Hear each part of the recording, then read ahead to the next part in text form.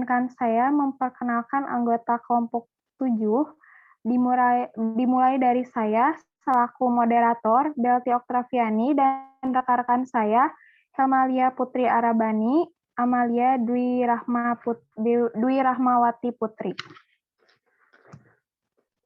Di sini rekan saya sudah men-sharingkan tentang ejaan yang disempurnakan.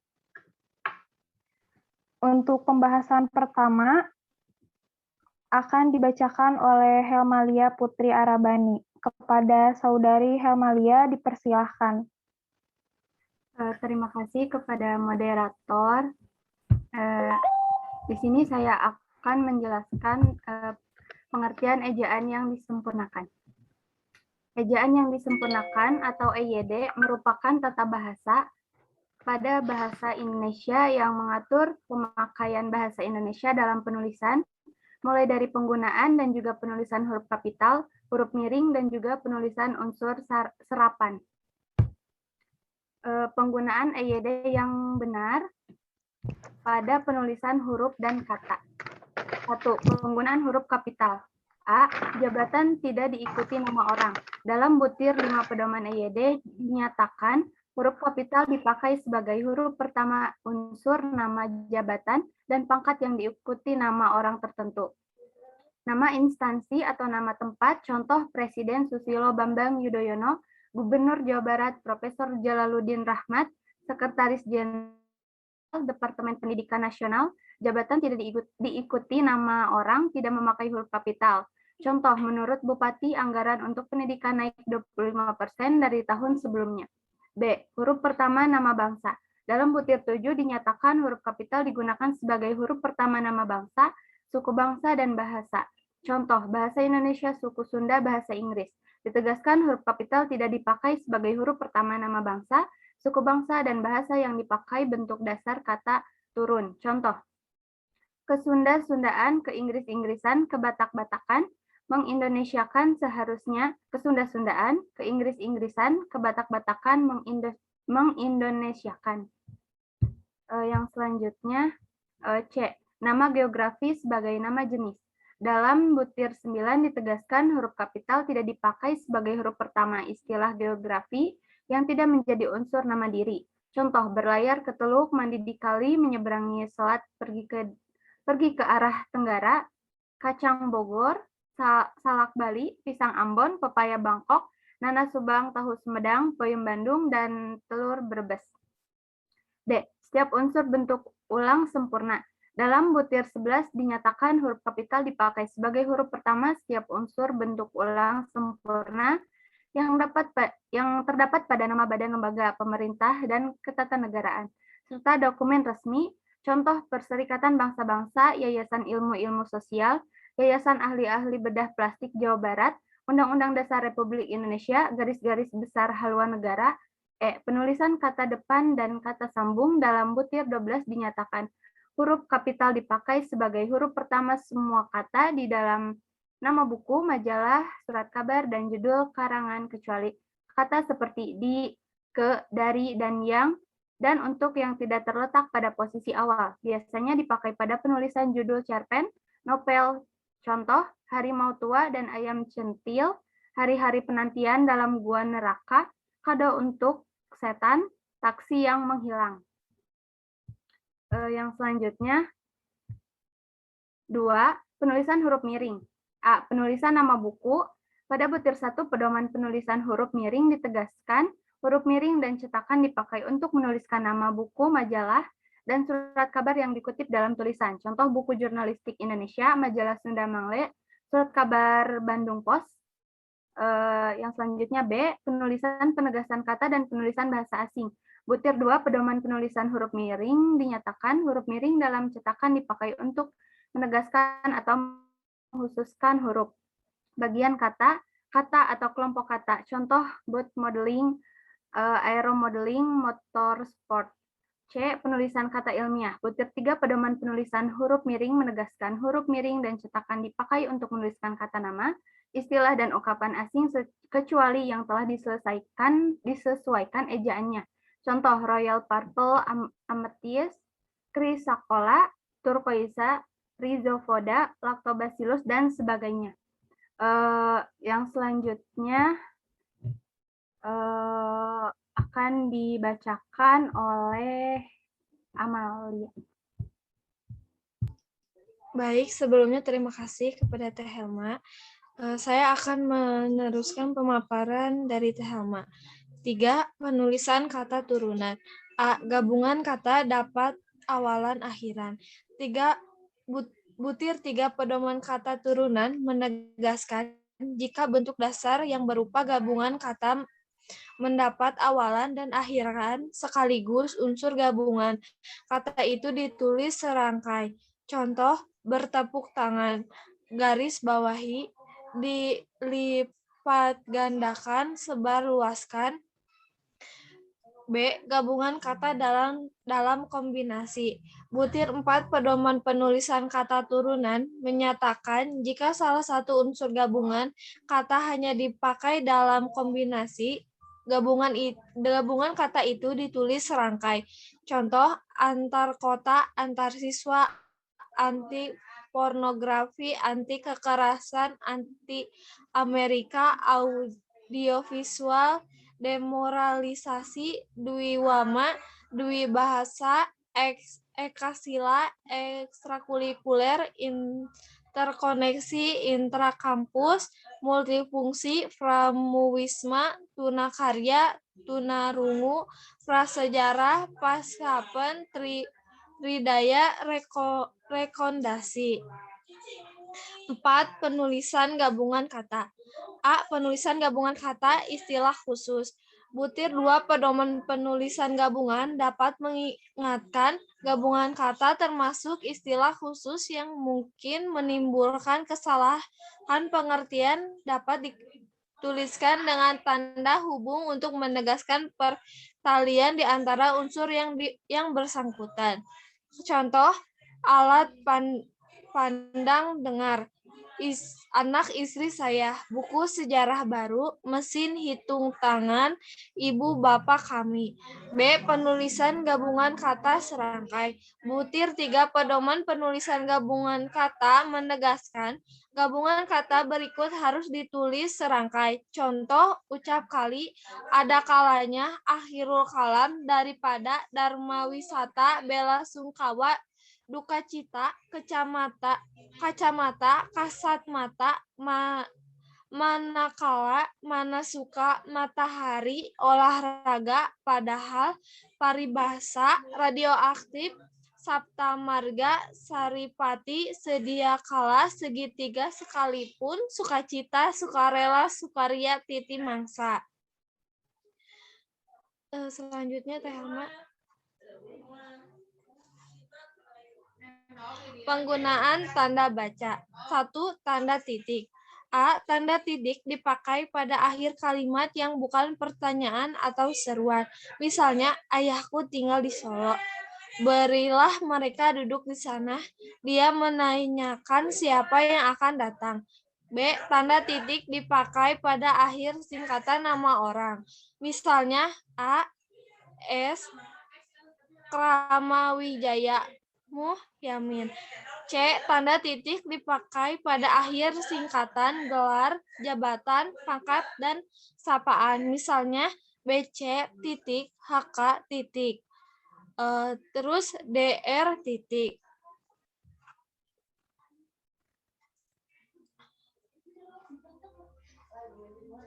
Dua, tanda koma. A. Tanda koma dipakai antara unsur-unsur dalam satu pemerincian atau pembilangan. Misalnya, saya membeli kertas, pena, dan tinta. 1, 2, 3. B. Tanda koma dipakai untuk memisahkan kalimat setara yang satu dari kalimat setara berikutnya, yang didahului oleh kata tetapi dan melainkan. Misalnya, saya ingin datang, tetapi hari ini hujan. Didi bukan anak saya, melainkan anak Pak Kasim. 3. Tanda titik koma A. Tanda titik koma dapat dipakai untuk memisahkan bagian-bagian kalimat yang sejenis dan setara. Misalnya, malam makin larut, titik koma, kami belum selesai juga. B. Tanda titik koma dapat dipakai untuk memisahkan kalimat setara di dalam satu kalimat majemuk sebagai pengganti kata penghubung. Misalnya, ayam mengurus tanaman di kebun, titik koma, ibu sibuk bekerja di dapur, titik koma, adik menghafalkan nama-nama pahlawan nasional, titik koma, saya sendiri asik mendengarkan siaran pilihan pendengar. Selanjutnya akan dibacakan oleh Belti.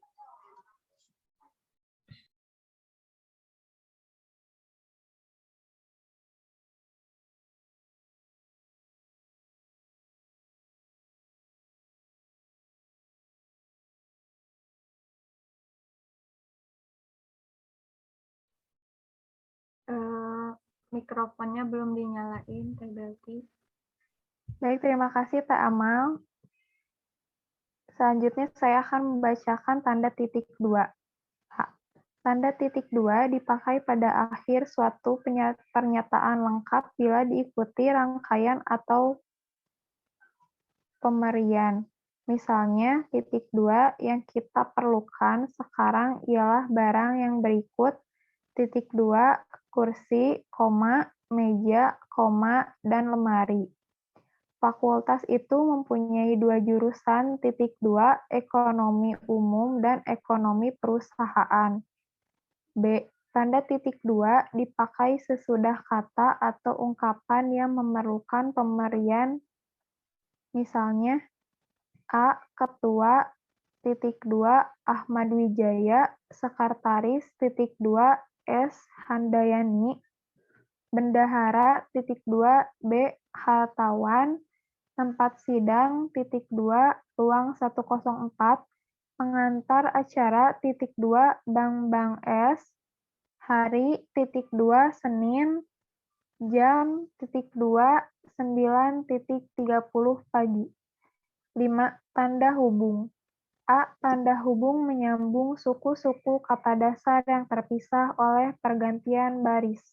Misalnya, titik 2, titik-titik, ada cara baru, strip, ru, juga suku kata yang terdiri atas satu huruf tidak dipenggal supaya jangan terdapat satu huruf saja pada ujung baris. Selanjutnya, B. Tanda hubung menyambung unsur-unsur kata ulang. Misalnya, anak, strip, anak. Berulang, strip, berulang. Dibolak, strip, balikan. Kemerah, strip, merahan. Tanda ulang, garis kurung buka, 2 kurung tutup hanya digunakan pada tulisan cepat dan notula dan tidak dipakai pada teks karangan. 6. Tanda pisah. A. Tanda pisah membatasi penyisipan kata atau kalimat yang memberi penjelasan khusus di luar bangun kalimat. Misalnya, kemerdekaan bangsa itu, strip, saya yakin akan tercapai. Strip, diperjuangkan oleh bangsa itu sendiri. B. Tanda pisah menegaskan adanya posisi atau keterangan yang lain sehingga kalimat menjadi lebih jelas. Misalnya, rangkaian penemuan ini, strip, evolusi, teori kenisbisan, dan kini juga pembedahan atom, strip, tidak mengubah konsepsi kita tentang alam semesta.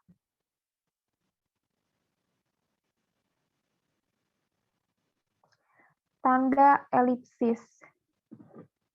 A. Tanda elipsis menggambarkan kalimat yang terputus-putus. Misalnya kalau begitu, titik-titik, ya, marilah kita bergerak. B. Tanda elipsis menunjukkan bahwa dalam suatu petikan ada bagian yang dihilangkan, misalnya sebab, strip, sebab, kemerosotan, titik-titik akan diteliti lebih lanjut. 8. Tanda tanya. A. Tanda tanya dipakai pada akhir kalimat tanya, misalnya, kapan ia berangkat? Tanda tanya. Saudara tahu bukan? Tanda tanya. B. Tanda tanya dipakai di antara tanda kurung untuk menyatakan bagian kalimat yang disangsikan atau yang kurang dapat dibuktikan kebenarannya. Misalnya, ia dilahirkan pada tahun 1683, kurung buka, tanda tanya, kurung tutup. Uangnya sebanyak 10 juta rupiah, kurung buka, tanda tanya, kurung tutup, hilang. 9. Tanda seru. Tanda seru dipakai sesudah ungkapan atau pernyataan yang berupa seruan atau perintah, atau yang menggambarkan kesungguhan, ketidakpercayaan, atau rasa emosi yang kuat. Misalnya, alangkah seramnya peristiwa itu, tanda seru, bersihkan kamar ini sekarang juga, tanda seru, masakan, tanda seru, sampai hati juga ia meninggalkan, anak, strip istrinya, tanda seru, merdeka, tanda seru. Selanjutnya. 10. Tanda kurung. A. Tanda kurung mengapit tambahan keterangan atau penjelasan, misalnya DIP, kurung buka, daftar isian proyek kantor itu sudah selesai. B. Tanda kurung mengapit keterangan atau penjelasan yang bukan bagian integral pokok pembicaraan, misalnya sajak Tranggono yang berjudul tanda kutip Ubud, kurung buka, nama tempat yang terkenal di Bali, ditulis pada tahun 1962. C. Tanda kurung mengapit angka atau huruf yang memerinci atau seri keterangan. Angka atau huruf itu dapat juga diikuti oleh kurung tutup saja, misalnya faktor produksi menyangkut masalah berikut. Kurung buka A, kurung tutup alam, kurung buka B, kurung tutup tenaga kerja, dan kurung buka C, kurung tutup modal. Faktor produksi menyangkut masalah, kurung buka A, kurung tutup alam, kurung buka B, kurung tutup tenaga kerja, dan kurung buka C, dan kurung tutup modal. 11. Tanda kurung siku. A. Tanda kurung siku mengapit huruf, kata, atau kelompok kata sebagai koreksi atau tambahan pada kalimat atau bagian kalimat yang ditulis orang lain. Tanda itu jadi isyarat bahwa kesalahan itu memang terdapat di dalam naskah asal, misalnya sang sapurba tanda kurung siku engar bunyi gemerisik. B. Tanda kurung siku mengapit keterangan dalam kalimat penjelas yang sudah bertanda kurung, misalnya perbedaan antara dua macam proses ini, tanda kurung siku, lihat babi, tidak dibicarakan. 12. Tanda petik. Tanda petik mengapit petikan langsung yang berasal dari pembicara. Sekian presentasi dari kami. Mohon maaf bila ada kesalahan. Apabila ada yang ingin ditanyakan, bisa berkomentar pada kolom komentar. Kami tutup presentasi kali ini dengan ucapan hamdalah. Alhamdulillahirabbil alamin.